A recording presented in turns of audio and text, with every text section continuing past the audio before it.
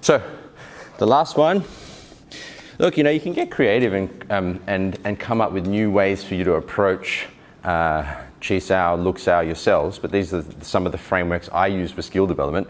And the last one is both attack at whatever pace, yeah? Both attack in touch sparring. Now, we're not going to do it today, but where are you, Marcus?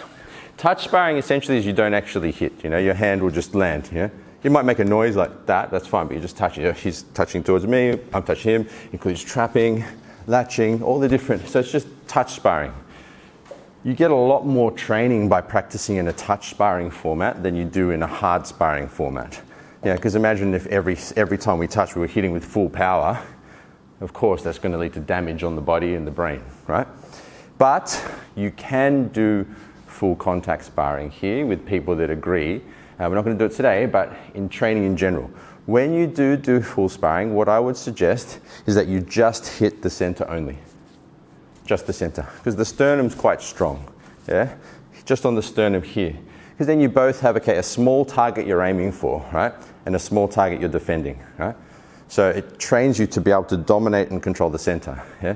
As opposed to hitting them in the neck and the head and giving them brain damage and breaking shit, hitting them in the ribs and the knees. Just one target, yeah? Hit as hard as you can here. I got this type of training from one of my first teachers, Mark Spence from Chi Sao Club. He used to do a lot of striking to the chest, and it was very good training. At first, yeah, it was great training at the beginning, then I thought, oh no, it's not the best training because I didn't develop the state deep enough. But I think it is actually a great form of training as long as you do it in the right percentages. If you are going to do hard sparring, it should be 5% or less of your training, or less, yeah? Lots of touch sparring. Like even, you've done Muay Thai, right? They only do touch sparring when they spar. They only hit full contact when they are in competitions. And that's probably why they're so precise and good, because they have a lot more touches, like the futsal analogy. They get a lot more touches, yeah? Okay, so you can do hard sparring, in your own time, but you will do it in classes, If you don't want to do it, just communicate with your partner as well, because not everyone's into it.